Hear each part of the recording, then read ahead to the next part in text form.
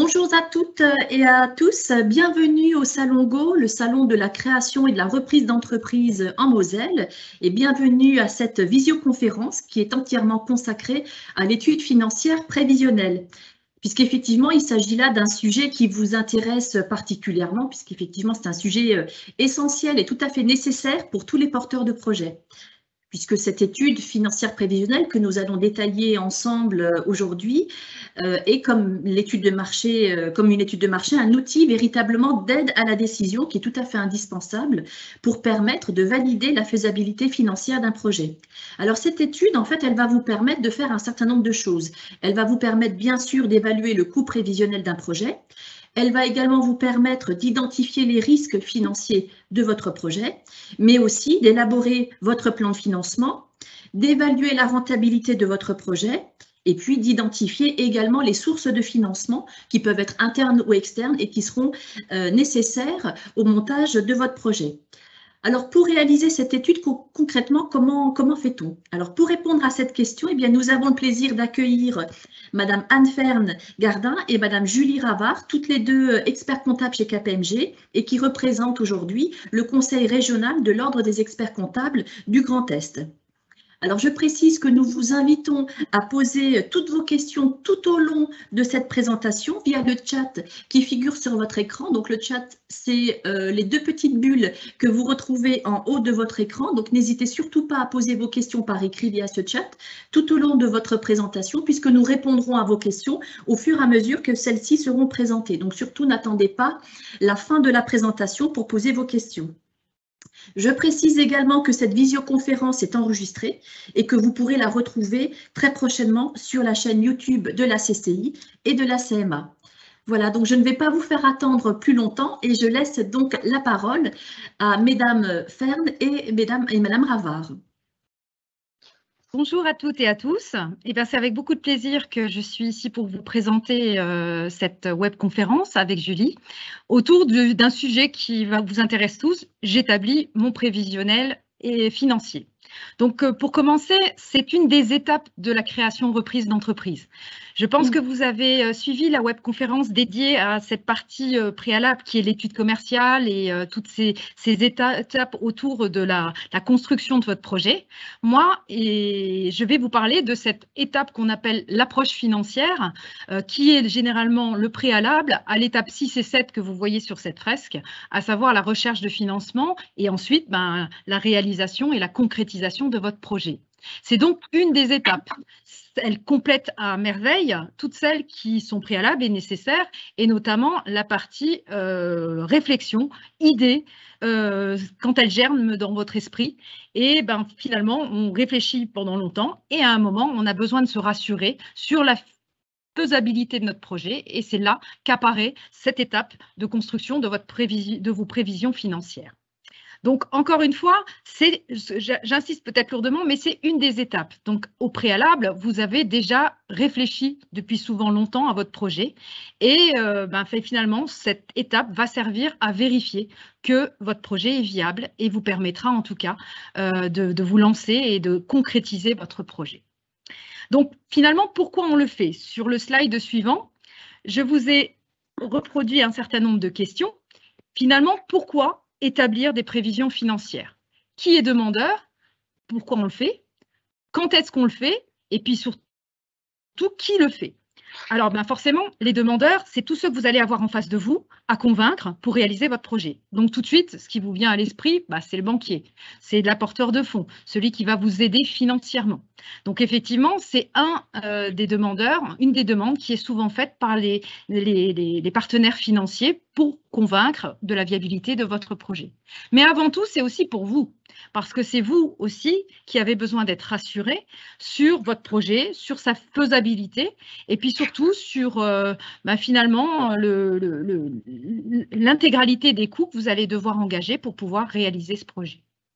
Alors les finalités, on va les voir au fur et à mesure. Heureusement, on a plusieurs outils pour se rassurer.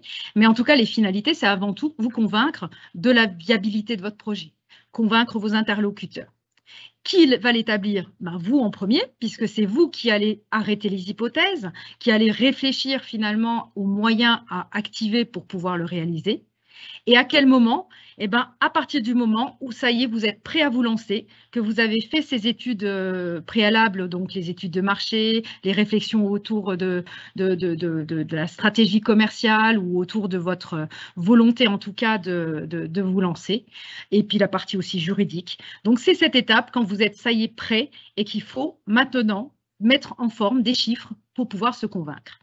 Et heureusement, ben en fait, vous allez voir qu'on a plusieurs outils techniques qui, des fois, on porte des noms barbares, hein, plan de financement, prévisionnel d'activité, plan de trésorerie. Mais au final, c'est juste de la logique. C'est la transcription ordonnée des hypothèses que vous avez dans la tête.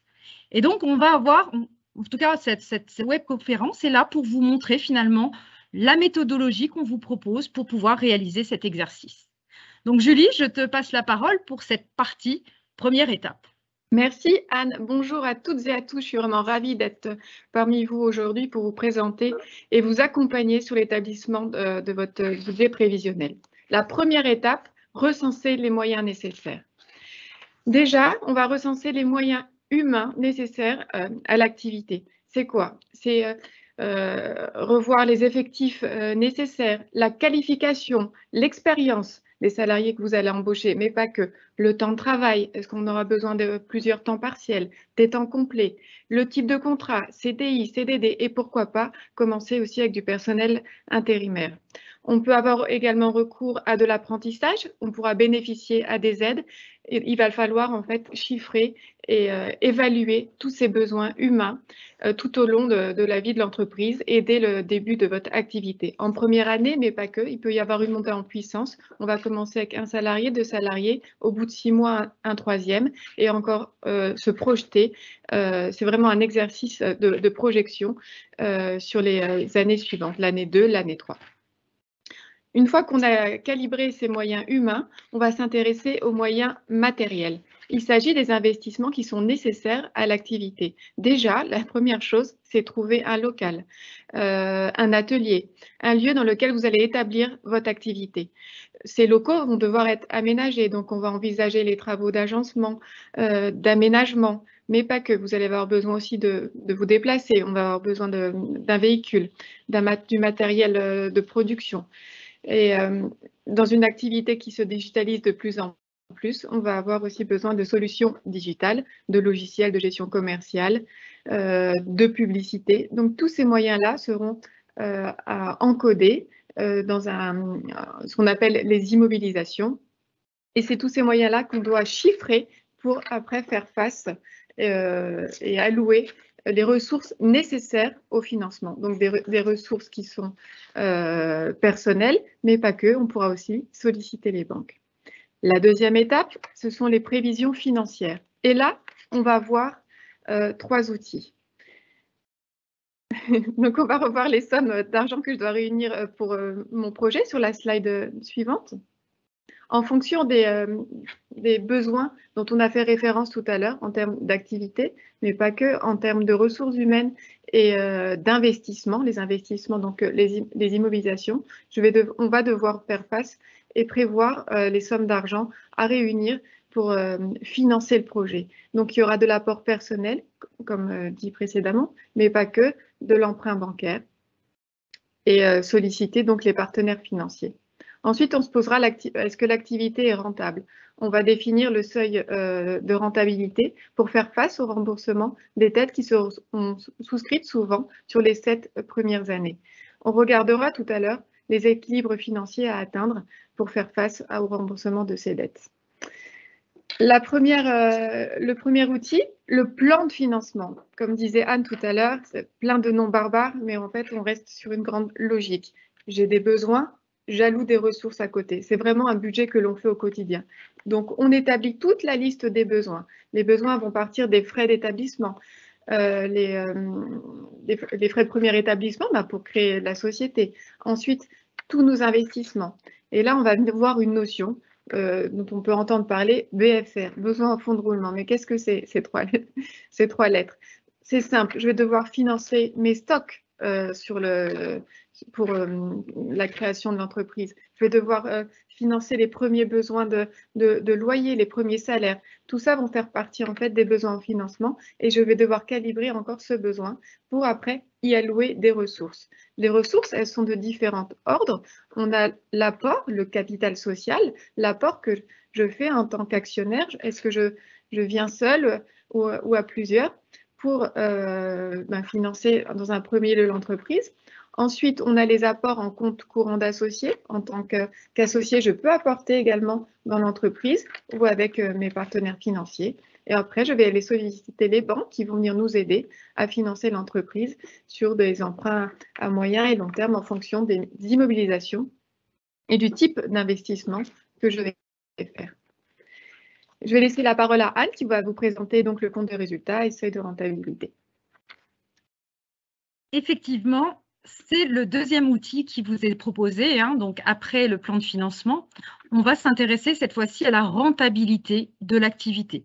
Et pour pouvoir vérifier que votre activité sera rentable, c'est-à-dire qu'elle vous permettra de faire face à vos dettes et qu'elle sera aussi là pour vous permettre de vous rémunérer et de tirer notamment un salaire ou des dividendes dans tout cas de votre activité, eh bien, l'outil idéal, c'est le compte de résultat prévisionnel.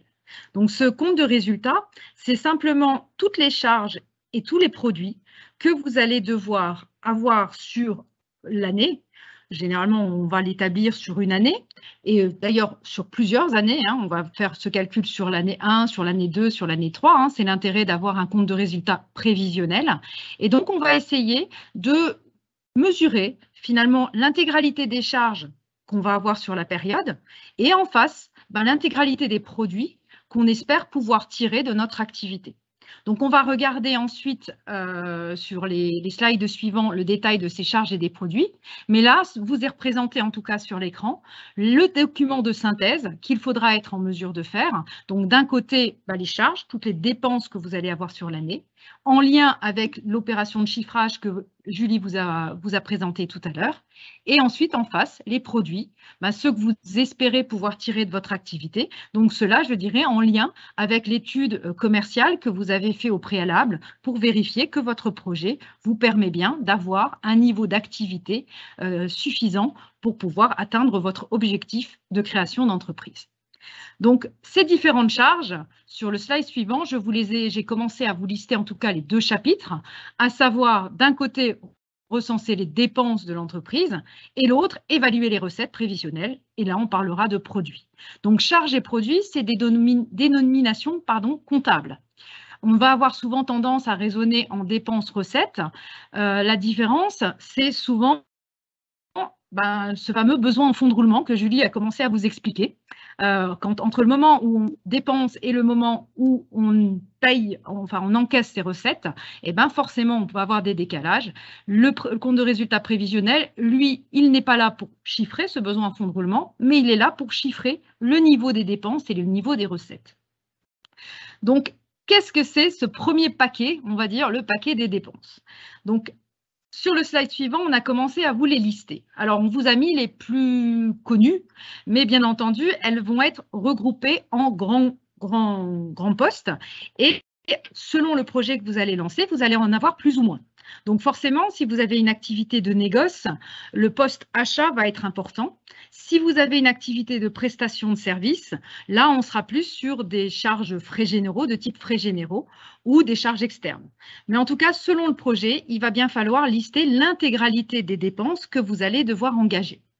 Donc, déjà, sur la partie achat et sous-traitance, c'est tous les approvisionnements que vous allez avoir besoin pour un moment ou vendre, si vous êtes en négoce, ou réaliser de la production si vous êtes dans une activité de production. Donc, vous aurez aussi peut-être besoin de faire appel à des aides, des sous-traitants. Là aussi, c'est le moment où vous allez chiffrer cette charge de sous-traitance. Pour réaliser peut-être certaines prestations, vous allez peut-être choisir de vous adjoindre d'autres entreprises pour vous aider. C'est ça la sous-traitance. Ensuite, Ensuite, il va falloir, bien entendu, lister tous les autres achats de fournitures nécessaires à la réalisation de votre activité. Donc là, vous avez là aussi ce qui est le plus courant, l'eau, l'électricité, l'énergie, le gaz. Donc vous savez qu'en ce moment, eh ben, c'est peut-être un poste qui est compliqué à prévoir parce qu'au regard de l'actualité, on est actuellement, c'est vrai, avec une difficulté de prédire ça sur 3 ans, mais en tout cas, il va falloir essayer de pouvoir, en tout cas, mesurer vos besoins en termes d'énergie, notamment si vous êtes dans une entreprise de production. Ensuite, vous avez tout un tas d'autres charges, donc que ce soit les fournitures d'entretien, fournitures diverses.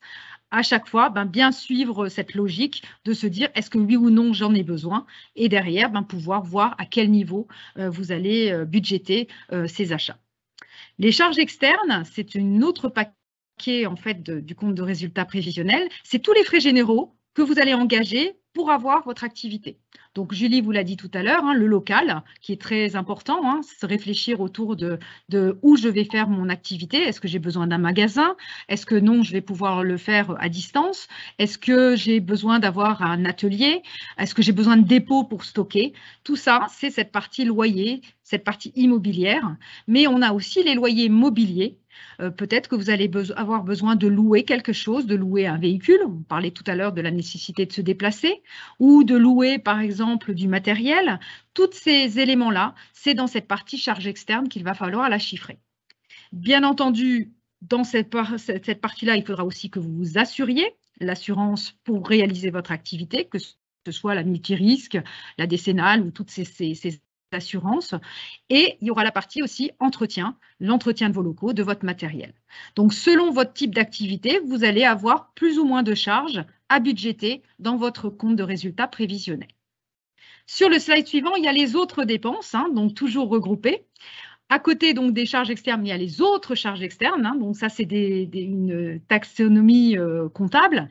Mais en fait, ça, c'est tous les tiers qui vont également être nécessaires auprès de votre activité pour vous fournir alors des prestations, que ce soit au titre des télécommunications, de la publicité, des frais de transport, le post-voyage et déplacement aussi, si vous êtes amené à vous déplacer pour votre activité, des honoraires, notamment si vous faites appel à un prestataire pour la comptabilité ou pour le juridique.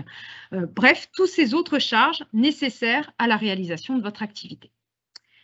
Et en même temps, il faudra aussi être capable d'anticiper une autre charge qui, elle, va plus s'imposer à vous, c'est les impôts et taxes, puisque toute activité que vous allez lancer aura aussi des taxes à honorer, donc que ce soit des taxes assises par exemple sur les salaires si vous avez des salariés, que ce soit des taxes assises sur vos moyens de production si vous avez notamment pas mal d'investissements, ces impôts et taxes, il faudra aussi les budgéter en tenant compte notamment des exonérations aussi qui existent pour la création d'entreprises. Donc sur le slide suivant, vous avez la troisième partie des charges qui, elles, sont également en lien avec les moyens que vous allez mobiliser.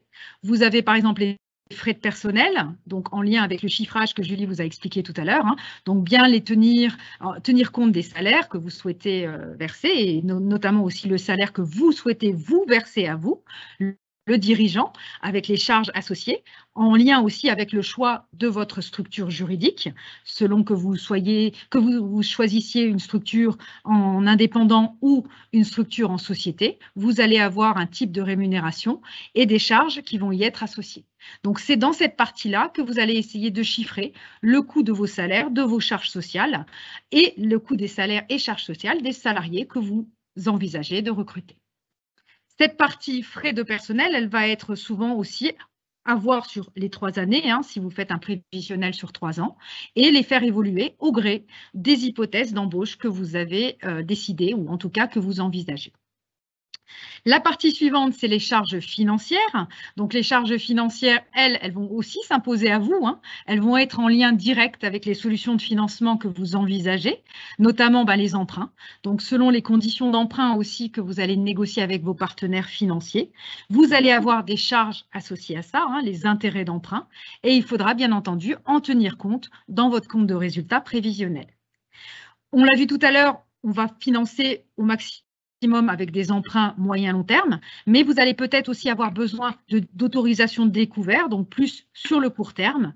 Et dans ce cas-là, si vous négociez par exemple ce qu'on appelle les facilités de caisse, les autorisations de découvert avec vos partenaires, eh ben, il faudra aussi anticiper les agios, c'est-à-dire la rémunération de ces avances, qui sera également qui fera partie également de ces charges financières. Donc, toutes ces charges sont des charges qu'il va falloir mesurer en fonction de vos hypothèses d'activité et en fonction aussi des types de financement que vous envisagez et des types d'embauche que vous avez vus dans la première partie du recensement des moyens. La dernière partie de ce compte de résultat prévisionnel, elle va être en lien avec vos chiffrages d'investissement. C'est les dotations aux amortissements. Alors, c'est un nom un peu barbare. C'est aussi une notion qui, des fois, est un petit peu compliquée à expliquer parce que, contrairement aux autres charges qui vont donner lieu à un décaissement immédiat, celle-là, elle est calculée. C'est en fait une charge qui va être calculée automatiquement en fonction des investissements que vous faites et de la durée de vie que vous estimez probable pour ces investissements. Donc, un exemple, vous achetez une voiture, vous pensez, un véhicule utilitaire, vous pensez qu'il va vous servir 4 ou 5 ans, on va rapporter dans votre compte de résultat prévisionnel, tous les ans, si c'est sur 5 ans, en fait, 1/5 de la valeur de ce bien, ce qui permettra d'anticiper son remplacement dans 5 ans. Donc, c'est une notion qui est comptable, mais qui est logique et en fonction des investissements que vous décidez. Donc, une fois qu'on a fait ce recensement des dépenses, forcément, il va falloir s'intéresser à la partie produit. Et là aussi, vous allez voir, donc produit ou recettes, c'est les deux terminologies qu'on utilise souvent dans les prévisionnels. Et là aussi, ça va être de 3 types. Tout d'abord, les produits d'exploitation, ceux qui vont servir à couvrir les charges d'exploitation que l'on a vues juste avant.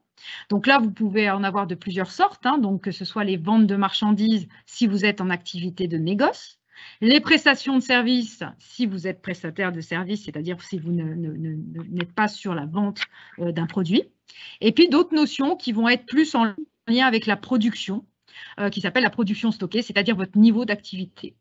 C'est quelque chose qui est souvent ce qu'on va rencontrer surtout dans les entreprises de production. À côté de ça, vous voyez qu'il y a un 4e petit onglet qui s'appelle les subventions et aides diverses. Donc ça aussi, c'est important lorsque l'on fait son compte de résultat prévisionnel. On a, en qualité de créateur d'entreprise, parfois accès à des aides. Donc que ce soit des aides à l'embauche, par exemple. Donc par exemple, Julie l'a dit tout à l'heure, mais si vous choisissez des alternants ou des apprentis, à un moment, vous aurez la possibilité d'avoir les aides d'apprentissage. D'autres subventions existent en lien aussi avec vos hypothèses de financement et d'investissement. Si vous avez par exemple des investissements, il est possible aussi d'aller obtenir ce qu'on appelle une subvention d'investissement. Donc là, je vous invite, lorsque vous êtes en création d'entreprise, à justement faire le recensement dans la partie recensement de vos moyens, aussi sur les subventions que vous pourriez obtenir, notamment quand on investit dans tel ou tel dispositif, et donc vous aurez peut-être le droit à des subventions qui allégeront finalement, faciliteront la faisabilité de votre projet. Ensuite, partie produits, nous avons aussi les produits annexes, donc les produits financiers. Si vous avez la chance d'avoir tout de suite une activité qui marche bien, peut-être que vous allez réussir à faire un petit peu de placement et avoir des intérêts. Bon, on ne va pas se le cacher, dans les premières années, ce n'est pas trop ce sujet-là. On est plus en train de vouloir équilibrer, mais en tout cas, sachez que c'est aussi quelque chose qui se met dans le compte de résultat prévisionnel, peut-être en année 2 ou en année 3. Et puis, vous voyez qu'il y a une dernière partie qui s'appelle les produits exceptionnels. Donc là, je dirais que les produits exceptionnels, c'est ce qui n'est pas récurrent. C'est ce qui peut être peut-être une aide momentanée à l'entreprise. Et donc, on la classera là. Mais c'est vrai que c'est, notamment quand on démarre, c'est rare d'avoir des produits exceptionnels. On va être plutôt sur des produits d'exploitation ou des produits financiers. Et donc, c'est cette adéquation entre le compte de résultat partie charge et le compte de résultat partie recette va justement ensuite vous permettre de sortir un résultat. Ça va être le delta entre vos charges d'un côté et vos recettes de l'autre. Et c'est ça qu'on appelle le bénéfice ou la perte les années où ça ne va pas bien. Et c'est simplement ce montant-là qui va ensuite servir aussi à montrer la viabilité de votre projet.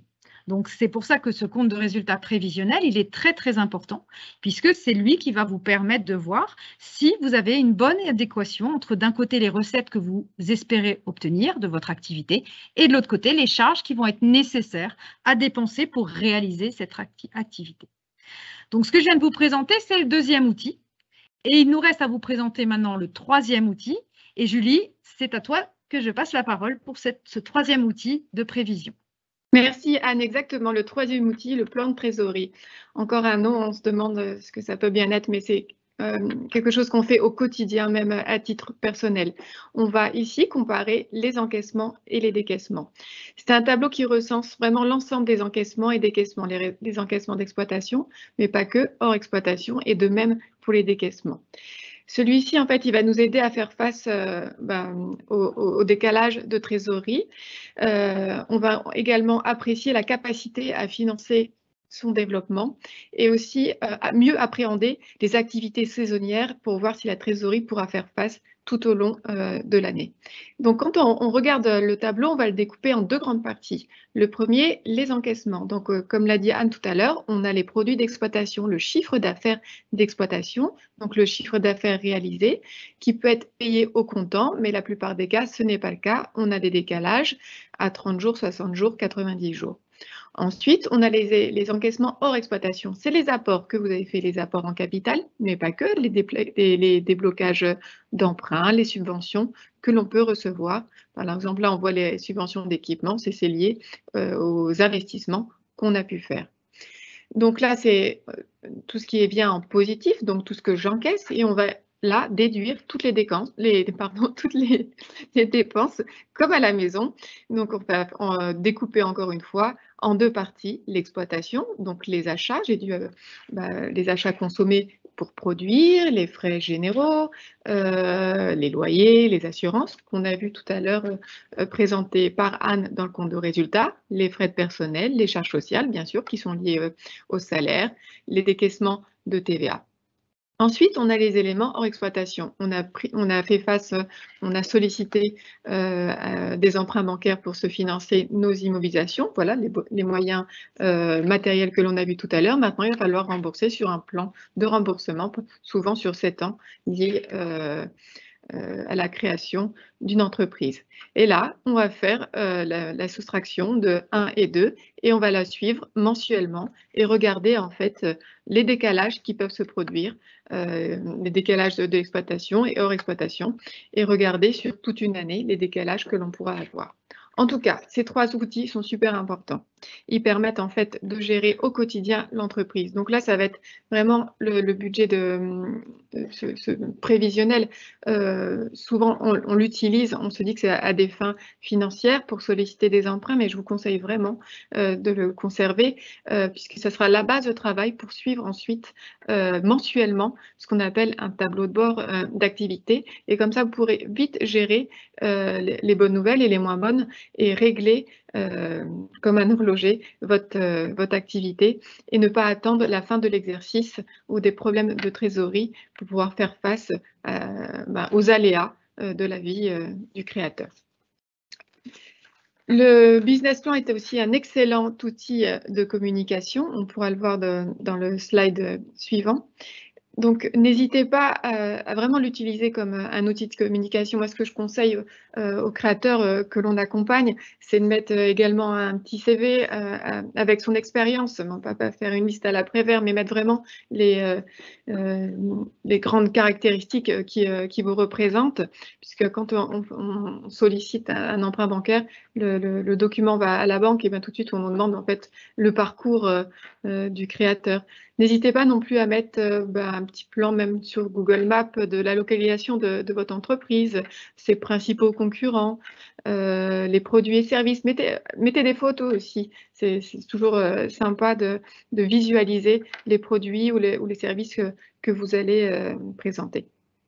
Et un deuxième document aussi qui est bien, c'est de présenter un executive summary. Donc, c'est vraiment la synthèse de toute votre activité, de tout votre projet en quelques chiffres sur une page A4, ce qui permet de représenter toute votre activité en quelques mots, quelques chiffres. Et c'est vraiment un excellent outil de communication. En tout cas, je vous remercie pour votre écoute. Je pense qu'on peut passer aux questions avec Doriane et avec Anne.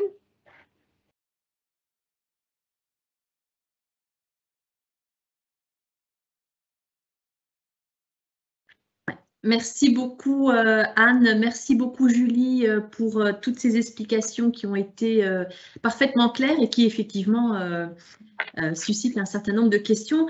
Alors moi j'aimerais en fait vous poser quelques questions, une première en particulier. On a vu à travers votre présentation que l'étude financière prévisionnelle, en fait ça s'inscrit dans un parcours global. Et est-ce que vous pourriez nous préciser à partir de quand, au sein de ce parcours, eh bien, il faut réaliser l'étude financière prévisionnelle? Je pense que c'est important effectivement pour les personnes qui nous écoutent, qui sont avec nous aujourd'hui. À quel moment faut-il la faire? Il ne faut pas la faire trop tôt, il ne faut pas la faire trop tard. Voilà, est-ce que vous pouvez nous donner quelques repères? Dorian, Julie, si... ouais. Oui, je vais prendre la question.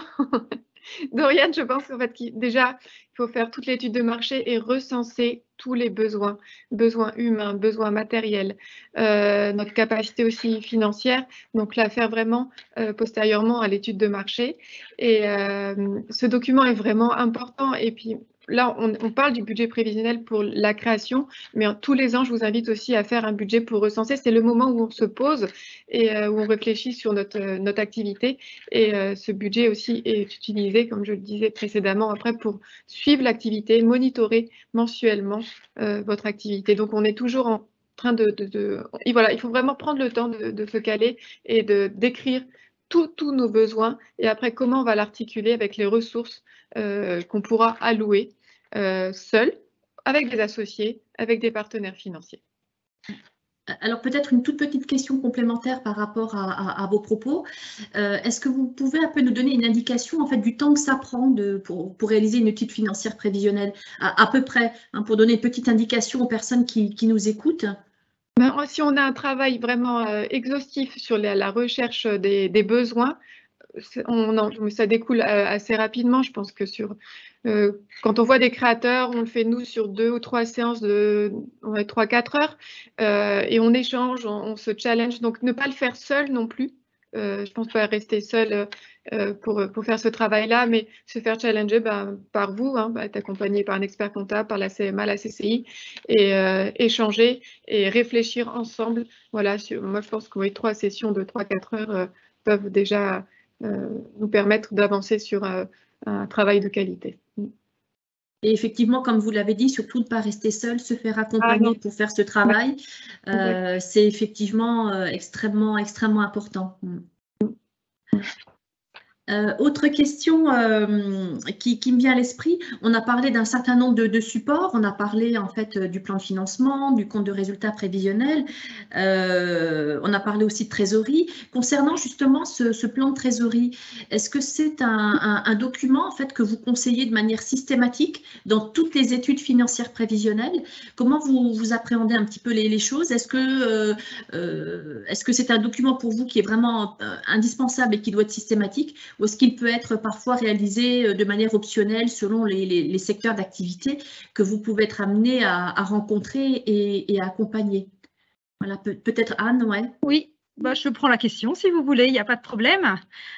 Écoutez, ce prévisionnel, c'est très important. Le prévisionnel de trésorerie, il est très important. Il fait partie intégrante des prévisions financières parce que, comme on l'a dit tout à l'heure, entre le moment où vous allez acheter quelque chose, par exemple, et le moment où vous allez rentrer vos premières recettes, il va y avoir du décalage, cette fameuse notion de besoin en fonds de roulement que Julie vous a expliqué tout à l'heure. Effectivement, il faut tenir compte de ces décalage qui existe entre le moment où je suis obligée de dépenser pour lancer mon activité et le moment où finalement je suis en mesure de rentrer de l'argent effectivement. Donc, c'est-à-dire, il faut aussi parler des délais de paiement, souvent qu'on va consentir à nos clients, notamment quand on est dans des activités avec non pas des particuliers, mais des entreprises en face de nous. Entre le moment où vous allez éditer votre facture pour vous faire payer que votre prestation est faite et le moment où vous aurez effectivement l'argent sur le compte, il peut y avoir du décalage. Et donc, ce plan de trésorerie, il sert à ça. il sert à anticiper les éventuels besoins de trésorerie à court terme que vous pouvez avoir du seul fait que votre activité, elle n'est pas forcément linéaire. Julie a parlé tout à l'heure aussi de saisonnalité. Selon l'activité que vous allez avoir, vous allez avoir des décalages aussi peut-être liés au fait que vous vendez peut-être plus l'été. Et donc, après, derrière, il y a peut-être des périodes plus creuses. Et donc, il faut tenir avec vos charges fixes pendant ces périodes plus creuses. Donc, le prévisionnel de trésorerie, il sert à ça. Il sert à poser, bien entendu, au départ, aussi les investissements, l'adéquation entre ce que vous voulez investir et l'argent qui arrive, que vous avez réussi à mobiliser auprès de prestataires, et donc financiers, donc que ce soit les banques ou vos autres actionnaires si vous vous associez avec d'autres personnes. Mais après, ça sert aussi à mesurer que votre trésorerie, elle est toujours, elle est suffisante pour faire face à vos différentes échéances. Donc c'est très très important parce que ça vous permet, ce prévisionnel, de pouvoir anticiper les difficultés, notamment les difficultés, ça pourra arriver au cours d'une activité, et le banquier, lui, ce qu'il aime bien, c'est être prévenu avant. Donc, un banquier qui va être conscient que vous risquez d'avoir une petite difficulté à un moment, tel mois ou tel mois, du fait de votre saisonnalité, il pourra mettre en place des autorisations de découvert qui permettra justement de couvrir ces éléments-là. Donc, c'est pour ça que le plan de trésorerie, nous, on le recommande vraiment comme quelque chose de central. Ensuite, pour prouver la viabilité de votre projet, parce que derrière, il est là pour vous dire, tel mois, je vais peut-être avoir un petit creux de trésorerie, mais c'est pas grave, parce que peut-être 1 mois ou 2 mois après, j'aurai largement ce qu'il faut pour faire face à mes échéances. Et ça permet de se rassurer, et puis ensuite, derrière aussi, de prévenir nos partenaires que notre trésorerie, elle n'est pas toujours égale, en fait. C'est vraiment très intéressant parce qu'on comprend bien à travers vos propos que l'objectif en fait de cette étude, c'est vraiment de sécuriser les projets. L'idée, c'est vraiment d'anticiper toutes les situations qui peuvent venir, c'est de travailler sur différentes hypothèses. On est vraiment dans cette logique-là, à travers notamment le plan de trésorerie que vous venez de rappeler. Et toujours dans cette logique-là, il y a également en fait le seuil de rentabilité. Et on imagine que tous les porteurs de projets qui se lancent dans un projet de création ou de reprise doivent absolument connaître le seuil de rentabilité de leur entreprise. Est-ce que vous pouvez nous en dire un petit peu plus sur cette notion et préciser peut-être pour les personnes qui nous écoutent de quoi il s'agit ? Alors, je prends aussi la question, du coup, comme c'est moi qui ai fait la partie justement sur le prévisionnel d'activité. Donc, ce seuil de rentabilité, il est bien en lien avec, cette fois-ci, l'activité de votre structure. Donc là, on ne va pas du tout parler cette fois-ci de la trésorerie et des décalages de trésorerie, mais vraiment du niveau d'activité. Donc, qu'on a mesuré au travers du compte de résultats prévisionnels, c'est-à-dire tout à l'heure, je vous ai dit, d'un côté, vous allez avoir les charges, de l'autre côté, vous allez avoir les produits. En fait, le seuil de rentabilité, c'est le niveau d'activité, c'est-à-dire le niveau de produit minimum pour me permettre de faire face à toutes mes dépenses. Et donc, entre guillemets, c'est le niveau 0 de mon activité. Donc, en gros, j'ai besoin de tant de chiffre d'affaires pour pouvoir faire face à toutes mes dépenses. Donc, c'est en lien vraiment avec ce niveau d'activité minimum que vous allez devoir réaliser, alors toujours en intégrant les charges fixes. Donc, cette notion de charge fixe, c'est les charges que vous avez même avec 0 de chiffre d'affaires, et les charges variables qui, elles, vont être en lien direct avec votre activité. Si vous êtes en négoce, plus vous allez vendre, plus il faudra que vous achetiez. Ça, c'est voilà, il faut que vous ayez de la marchandise à vendre. Donc tout ça, ce seuil de rentabilité, au final, c'est un exercice aussi qu'on pratique souvent, c'est-à-dire à un moment de se dire, ok, voilà mes prévisions, mais finalement, quel est le niveau minimum qu'il faut que je fasse si j'atteins pas mes prévisions pour au moins couvrir mes charges. Et c'est ça, cette notion de seuil de rentabilité. C'est pour ça qu'on invite toujours les créateurs à réfléchir à ce niveau minimum d'activité, c'est-à-dire celui qui permet de ne pas perdre d'argent et de pouvoir faire face à ces échéances et pouvoir quelque part couvrir tous ces coûts fixes. Très bien. Merci beaucoup, Anne, pour ces précisions. extrêmement intéressante. Donc là, nous arrivons effectivement au terme de cette visioconférence. Encore un grand merci à Julie Ravard et à Anne Ferne, donc qui représentent l'Ordre des experts comptables pour vos interventions, pour toutes vos explications qui étaient parfaitement claires. Je remercie également toutes les personnes qui sont avec nous en ligne sur cette visioconférence dédiée donc à l'étude financière prévisionnelle. Et puis surtout, je vous rappelle que le Salon Go ne fait que commencer. Donc n'hésitez surtout pas à participer à d'autres visioconférences qui sont programmées jusqu'à la fin de cette semaine. Et n'hésitez surtout pas à venir nous rencontrer en présentiel ce vendredi 25 novembre. Je vous rappelle les horaires. Le salon est ouvert en présentiel, donc le vendredi 25 novembre de 9h à 17h à l'espace conférence de la Chambre des métiers de l'artisanat à Metz, au Technopole. Et je précise également que l'Ordre des experts comptables sera également présent ce vendredi 25 novembre à travers un stand et vous pourrez également venir les rencontrer et échanger avec eux en présentiel. Voilà, mais écoutez, il nous reste à vous souhaiter une excellente continuité dans votre projet et un excellent salon. À très bientôt, merci.